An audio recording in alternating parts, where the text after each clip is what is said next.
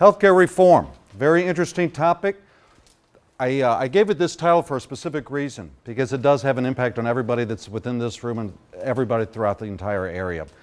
To some extent, it might be very little. To some, it might be very much. All that kind of depends on your particular situation.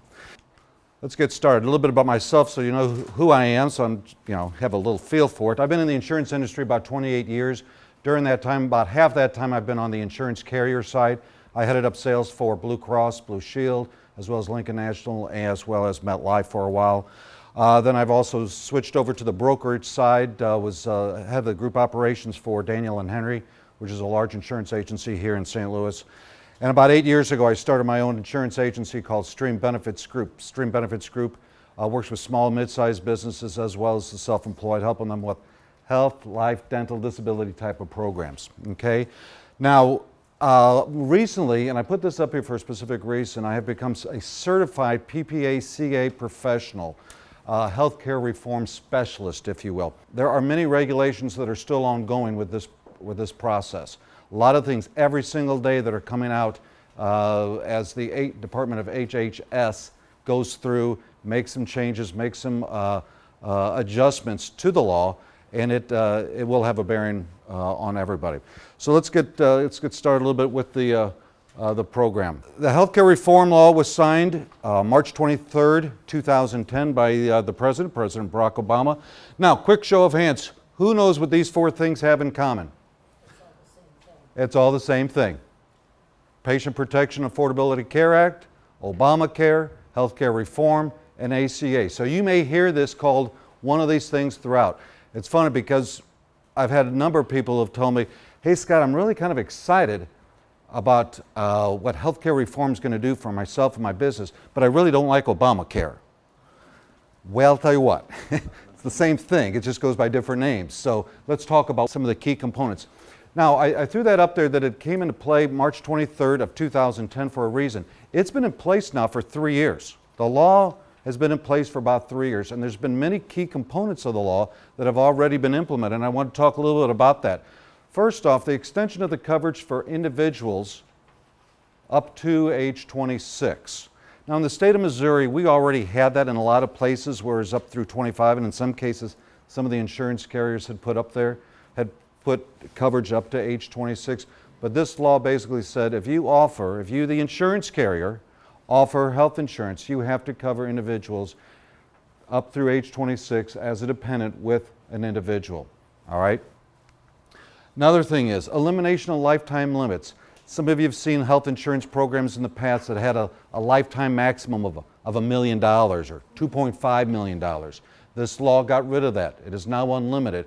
Now, quite frankly, in the St. Louis metropolitan area, most of the insurance carriers, and by the way, there are 3 primary insurance carriers that work with small and mid-sized businesses as well as the self-employed, and those are Anthem Blue Cross, United Healthcare, and Coventry Health Plan. Some of you may know Coventry Health Plan by the name Group Health Plan. Don't get too comfortable with the name Coventry Health Plan for this reason. Aetna Health Plan purchased them a few months ago, and sometime this summer everything's going to be switching over to Aetna Health Plan, not Coventry Health Plan. Okay? But the elimination of lifetime limits is a very important part, as well as the elimination of pre-exclusions for kids who are under 19 years old. Now let's talk about what exactly this really does mean. It means that if you've got a child who's 14 years old and you just need to get that child, some individual coverage, if you're an insurance carrier, you have to take that individual child. You can't put in place a pre-existing condition limitation. You have to take that child. Now, this is one of the parts of the law that comes with what they call unintended consequences. What do I mean by that? Well, 2 years ago when this part of the law came into play, it stated, okay, if you are an insurance carrier, you have to accept kids if you're selling standalone policies for kids. So what's happened? The insurance carrier said, you know what, we're going to get out of the business. We're not going to offer child-only health insurance programs. So your primary insurance carriers, for all intent and purposes, don't offer these programs anymore, and haven't for about 18 months. So it's been very difficult for somebody who maybe just wanted to get a child-only policy. They haven't been able to really get that over the last 18 months with those primary carriers. Okay? Let's talk a little bit about Medicare. Part D which is the drug program which came into play back in 2005, the prescription drug program signed into law by President Bush. There's a component with it called the donut hole. I'm not going to get really detailed in everything because, again, I can talk forever about the Medicare programs. But the donut hole is a component within the prescription drug program, and right now it's around from like when you hit $2,800 up to about $4,500, that when you hit that area, you in essence have no coverage. The onus falls back on the individual to pay for those costs of those prescriptions. This law is in essence by the year 2020 is going to eliminate the donut hole. And the first part it said was that we'll give you a $250 rebate. Next year we'll give you some more discounts for brand name drugs and so on and so forth. So over the course of the next 7 or 8 years, the donut hole, and who here has heard of the term donut hole? The donut hole is supposed to be eliminated. Let's talk a little bit about grandfathered status. There's a lot of terms, a lot of new acronyms, a lot of new phrases that have come out of this law, one of which is called the grandfathered status. And under grandfathered status, what it stated was, if you had a plan in place for yourself, for your small group business, along the way, as of March 23rd, 2010, remember that date, that's the date the law was signed into play, if you don't make any significant changes between then and when throughout the years, you can stay with your old plan. Remember that was one of the components of when this was all being kind of debated. Well, can I stay with my own plan? Well, yes, you can, but you can't make major changes. Matter of fact, you can't make minor changes with it, such as changing your copay. If you have a certain plan, you can only change your copay for your office visit. You have an office visit copay, $5. Okay? Well, a lot of times if you make a change to your plan, your primary care physician copay goes up maybe $5, but your specialist plan copay goes up $10. So in essence, you are no longer grandfathered. Another component of it was changing your co-insurance. You could only do that certain amount. Or changing the deductible. Always within a very small range. Bottom line is this. When you cut through all the chase and everything, very few people have a program that's still grandfathered. Very few people have a grandfathered status plan right now. Most groups or individuals have made some adjustments to their plan design over the last 3 years that would affect that. Okay? There is a component to the law called the small business tax credit. It's been out for a couple of years now that may be advantageous for you to take a real close look at to see if you qualify.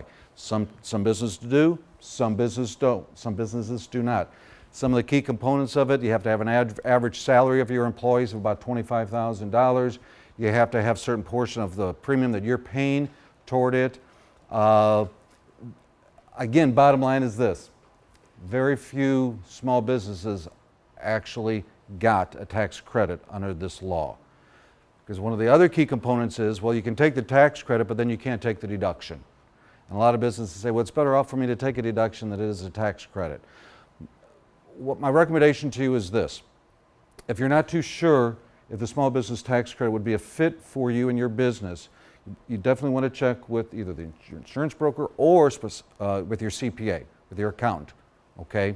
Because they'll be able to tell you if it is a wise move for you to qualify for. Let's talk about some limitations on your medical flexible savings account. They've been around for a long time, and basically the way that the process works is this. You can set aside money on a pre-tax basis to put over here into another pool that you then use throughout the course of the year to pay for co-pays, deductibles, vision, dental, wherever you don't have coverage through your insurance programs. It's called a flexible spending account. You might also hear the term cafeteria plan, Section 125. It all means the same thing. It all falls under the umbrella of a savings account that you can pull from. You've probably heard the term use it or lose it. It comes from this. If you don't lose that money that you've set aside over the course of 1 year, you will lose it. All right? So people have been putting aside money on an annual basis to pay for their deductibles and co-pays. It's a very good program to participate in if you're able to. All right? Almost everybody in this room should have received by now or will be receiving what they call an SBC, Summary of Benefits and Coverage, because it comes down if you're part of a large group, a small group, or an individual. SBC. I really like this part of the law, the Summary of Benefits and Coverage, because what it basically is, who here has received one, by the way? SBC, or even knows where they are. Probably a lot of you have received them, but you probably pitched them because you saw it came from the insurance carrier and you thought it was bad news. This actually is pretty good news, because what this basically provides you is a programmed, standardized format by which they are explaining to you what your benefits are. They're telling you this is what a deductible means, and this is what your deductible is. This is what a coinsurance is. This is how it affects you. And it's got to be very standardized. Maximum length of an SBC is 4 pages back and front. It's got to be in 12 font. It's got to be an 8.5 by 11 piece of paper. I mean, it's very standardized. The insurance carrier is responsible for providing it to you and or to your employees. However you get it set up, you have to do it by either paper or electronically. Very systematic. It's got to be in one of 4 languages: English, Spanish, who knows the other 2? You probably will never guess it. Navajo or Tagalong. I thought Tagalong was one of those Girl Scout cookies I used to order. But the reason they say that is because if you live in a county that has at least 50% of the population speaking a certain language, you've got to be able to provide that. And that's what happens like in Alaska and New Mexico and some of those areas where that language is spoken. So a little tidbit of information there. Okay? Let's talk about medical loss ratio rebates, MLR rebates. And some of you may have already been a recipient of one. What it basically stated was in 2011, starting in 2011, every year after that, if you are an insurance carrier and you are providing insurance programs to individuals, small businesses, or large businesses, and when I say small business, I'm talking about groups of 2 to 99 employees. That's classified for this case a small business. But what it basically said is that if you're providing insurance coverage in that area, if you are a large group, if you have large group business, in other words, 100 employees or more, your medical loss ratio, if you're in the insurance carrier, had to be at least 85%. In other words, out of the medical dollar that you're taking in as an insurance carrier, 85% of it had to go to medical utilization. Your claims, all the things, you're paying your providers, everything medical related had to be 85%. 15% was for the marketing of your firm, the selling of the firm, the administration, all that kind of good stuff. Where they pay the insurance brokers, which is about 0.00002% of all that, that's where I come into play. But that's how it's up. That's large group. Small group, 80%. And individuals, 80% of the medical dollar had to go toward claim expenditure. And if the insurance carrier was spending less than that on their medical, or the dollars that were taken in, they owe you money. It's called an MLR rebate. And they take a look at the entire book of business for the entire state of Missouri. Not your particular policy, but the entire state of Missouri. And if you don't hit that 85 or 80 number, then there's again, won't go into all the details of how they come up with the figure, but there's a calculation they utilize that says how much they owe the people that participate in those programs. So some of you may have received, I know Anthem Blue Cross handed out a ton of rebate checks. Anybody here receive one? And that was the reason why. MLR check. Those checks, okay, in 2011, it was from January 1 to December 31 of 2011, and those checks had to go out by August 1 of 2012. Same thing's going to happen this time. 2012, they look at January 1, December 31 of 2012. So August 1, you may be getting a rebate check. All right. January 1, 2014, there's a lot of buzz going on, and there should be, because there's just a lot of things that are going to be happening here come 2014. I'm just going to go over this, and then I'm going to go back, and we're going to talk a little bit more about each one of these things. The term employer-mandated coverage. A lot of people have said, okay, Scott, I'm a small business owner, I've got 32 employees. What do I have to do? Or what don't I have to do? We're going to talk about that. We're going to talk about the situation where the person says, all right, I've been told I need to purchase coverage now, and I don't want to buy coverage. I've never had any health insurance.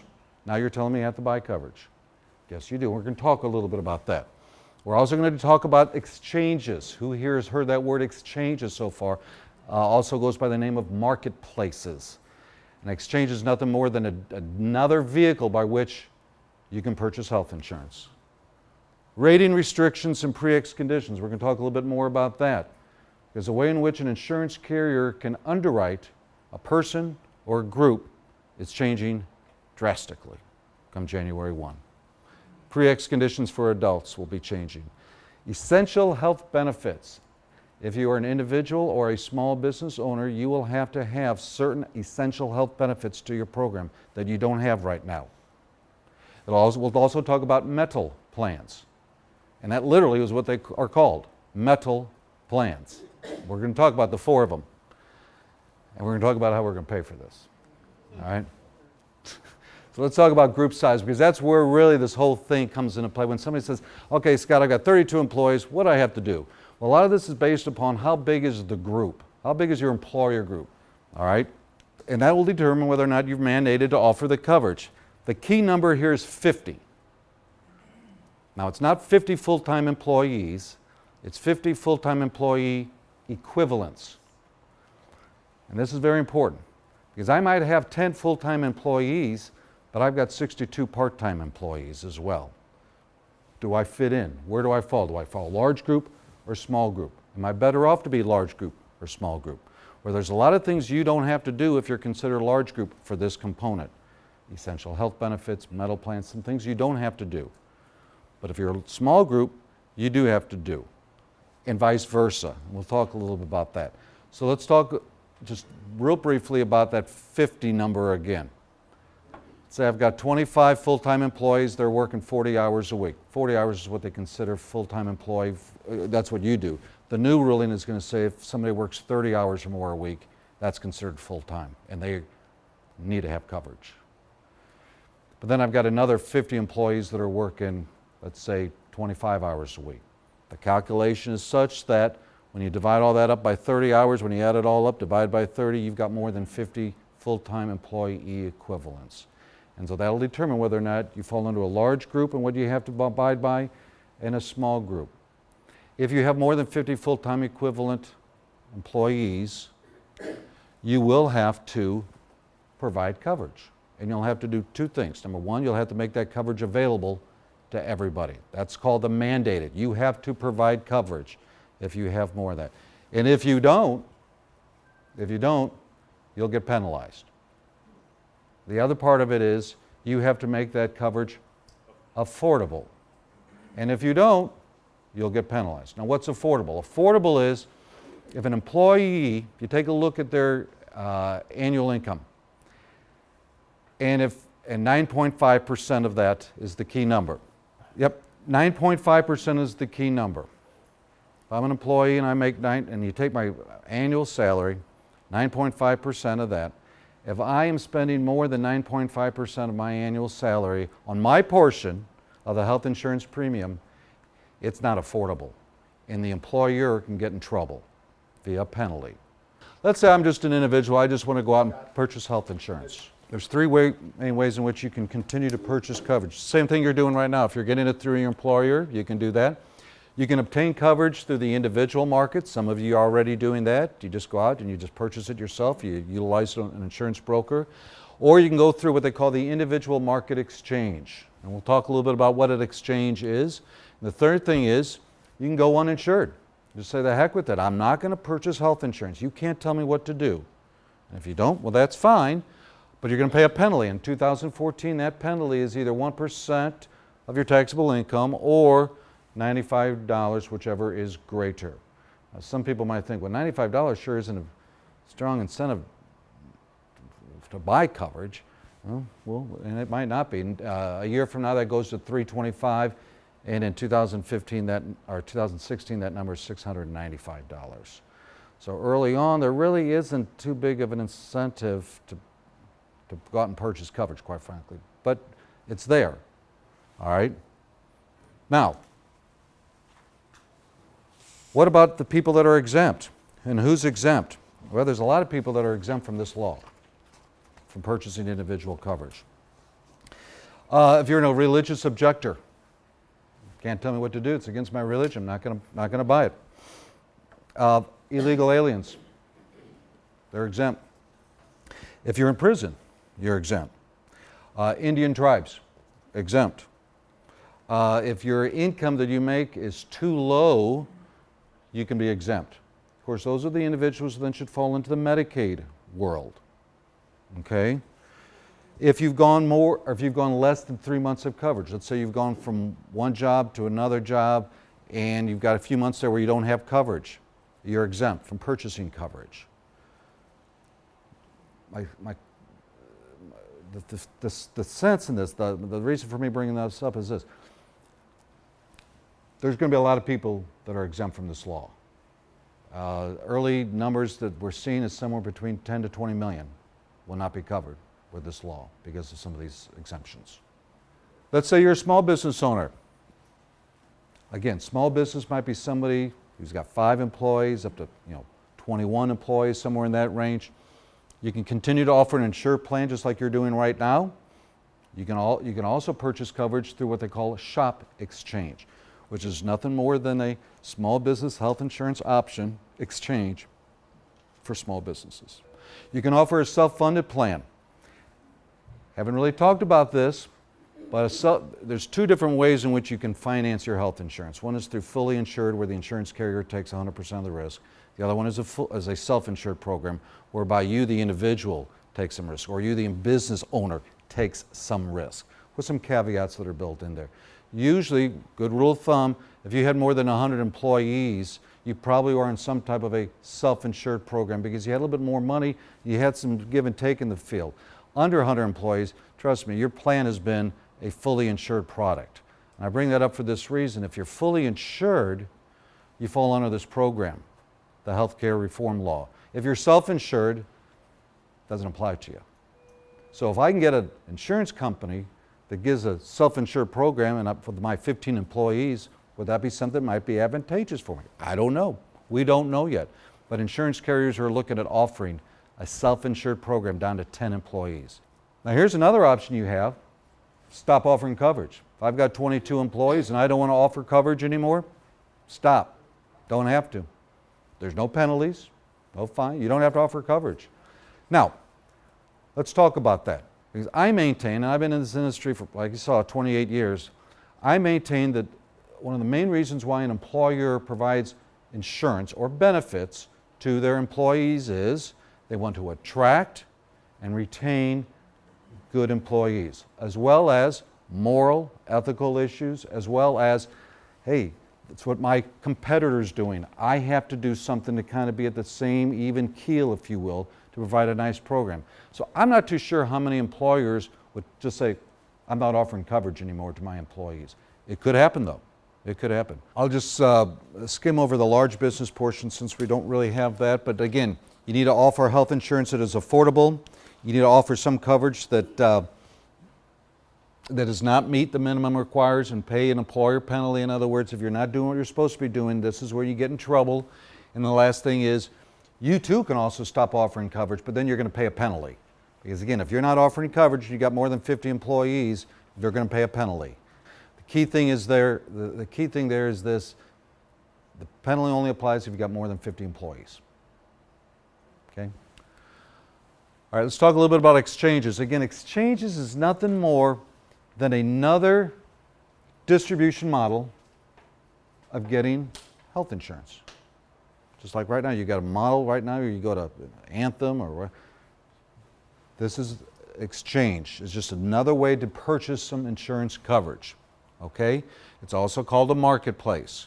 Each state needed to have how they were going to set up their exchange by last December. And they had to notify the Department of HHS, Health and Human Service, by December of this past year. So, okay, state, are you going to set up your own, or are you going to team up with the federal government's exchange program?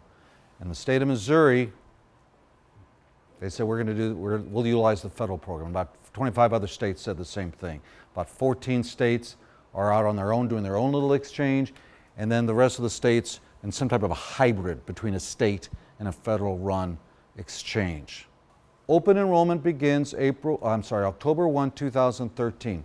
And this date's important for this reason. March 1 of this year, everybody in this room was to be notified. Hey, exchanges are coming, and they're going to be coming down the road, and open enrollment's the 1st of October, and you can get into it January 1. And here's some little criteria about what an exchange is all going to be. But anybody receive a notice? No. And the reason you didn't is because the Department of HHS said, hold on, we're not ready yet. We're pushing back the announcement of exchanges until later on in the summer or early fall. Now let's talk a little bit about subsidies. What's a subsidy? Under the law, it states that if you make a certain amount of income, you may qualify for a subsidy, which means we'll help you pay for your health insurance coverage. Okay, but you have to purchase it through the exchange. So that might be the incentive to say, okay, well, I'll go out and I'll get one of these plans now on the exchange, and I'll get a little help. They pay reduced, the insurance carrier gets their money from the exchange. That's how they offset the entire cost. Let's talk about rating restrictions, because this is going to impact everybody in here. All right, right now when you go out and you apply for individual coverage, you got a small group. You know how everybody fills out all those applications? Can't tell me when people yell at me for that. Scott, I hate these things. I'm sorry, it's my job. I got to tell you. All right. One of the main parts of that application is, tell me a little bit about yourself. How much do you weigh? How tall are you? When's the last time you took a prescription for this? Do you have diabetes? Do you have cardiovascular issues? You got to ask all those questions. Come January 1, 2014, can't ask those questions about your health. No more health questions. Let's talk about pre-existing conditions. As of January 1, 2014, based on where everything is right now, once you're accepted by a health insurance carrier, you're in. There's no pre-existing conditions. Adults only. Adults only. Let's talk about the rating factors. First off, let's talk about age, because this is going to have a real big scenario. Here's a good example. If I'm a 23-year-old male and I want to get a good, solid health insurance program from, Coventry Health Plan. You go out there, you fill out the application, you come back, hey, I'm a healthy guy, good, solid program, $1,000 deductible, 100% plan. My rate's $132. That same program for a 64-year-old female very well could be $622 because of the way in which the rating factor, either 6-to-1 or 7-to-1 rate structure there. Moving forward, the differential can only be 3-to-1. Okay? So for that same policy, now the only difference in ratio is 3-to-1 as opposed to a 6 or 7-to-1. So what's going to happen? Here's what's going to happen. The 23-year-old male who is getting the coverage for $130, $280. Because they're not bringing the upper rates down. I'm telling you that right now. The only questions we can ask now are, how old are you? Where do you live? What's the zip code? How many people are in your family? And tobacco use, smoker or non-smoker. So it's a lot different than what we used to be able to ask before, all right? A lot different. So those are the questions that we ask. Fill out your application, go online, fill out your application, boom. Here's your rate, here's your plan design. What do you want to do? You in or out? Essential health benefits. Every program has to have essential health benefits. That's in an individual or small group market. This does not apply to large group business. Remember I said large group 100 plus? This only applies to small group right now. If you're an individual or small group carrier, you have to offer what they call essential health benefits, EHB. There are 10 of them. Some of them are already out there. You have to, if you offer programs, it has to include hospitalization, it has to provide coverage for office visits, it has to provide coverage for prescription drugs. But there's some other ones as well. Some of the other significant benefits, pediatric services, including dental and vision, oral and vision coverage. You don't have that right now. Mental health and substance abuse. Now, in the state of Missouri, we've had the Mental Health Parity Act for a number of years. For a lot of small businesses, this is not an issue. It's already been in place. But this is important for a lot of places throughout the country where mental health and substance abuse was not covered as a benefit. It was an opt-out. It now has to be included. Rehabilitative and habilitative services. Once you get rehabilitated, then it's all the other things that go along with that. And teaching you get back into life skills and job performance, et cetera, et cetera. Habilitative service is never been covered in a small group insurance program. This will not be added. Maternity and newborn care. For individual policies, maternity care has always been an option. In small group policies in the state of Missouri with the primary carriers, it has been a given, but a lot of plans didn't have it from way back when. Preventive services. And some of the plans have already started to implement this, if you've seen it.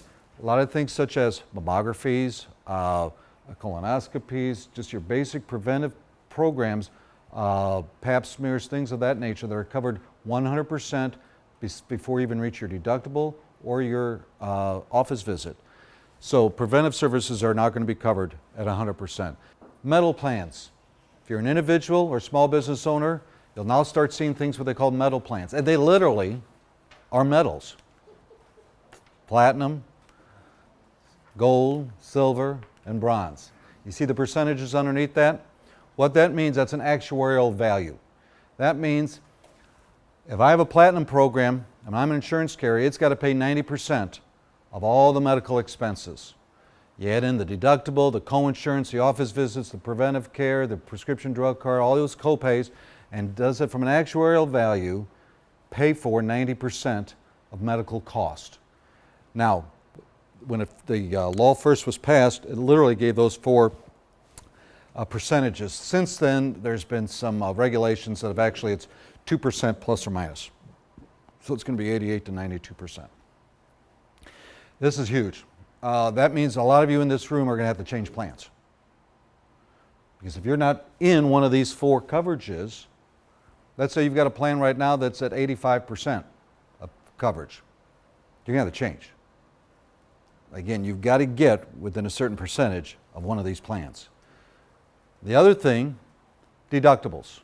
Right now, the way the law states, your maximum deductible, $2,000. For a family, $4,000. I got to be honest with you, I got a lot of groups that have deductibles more than $2,000. We don't know what's going to happen yet. They're still looking at that component. Because what if I have a $2,500 deductible 100% plan? Will that give me an actuarial value of 90%? We don't know yet.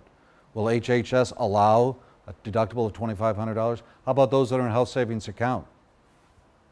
Our deductible is $3,000, family. But there's a lot that are $6,000, $10,000. What's going to happen to those individuals? Will they have to change plans? Possibly. We don't know yet. We don't know yet. That deductible issue is huge for a lot of people. A lot of people. So your plan's going to have to fall into one of those four categories. Do you have a gold plan? Do you have a platinum plan? What's the rate for it? It's standardization of plans. So you'll see a lot fewer plans because they've got to fall within the structure of those components. I won't go into detail about all the summaries and fees and taxes. There's about 12 different fees and taxes that are associated with it. I've listed about 4 of them. The ones that are listed on there are ones that all, in essence, are paid for by the insurance carrier, that they're being charged. And what happens when an insurance carrier is mandated to add a charge? Who pays for it? You do. We all do. I mean, that's just how it's going to come through. These are just some of the taxes and the fees that are out there. Here's a couple of websites. Go visit. Kaiser Family Foundation's got a real nice website out there, kff.org. And it can kind of help you, give you some key points about healthcare reform. It actually has a calculator. Will I be eligible for a subsidy? Well, let me throw in some numbers, see what it comes back. They got nice little stuff on there. Here's another one. Health and Human Services has put out there healthcare.gov, another very nice website regarding this where you can just kind of play around with it, just kind of get some more information. Thank you very much for coming. I appreciate it. Thank you.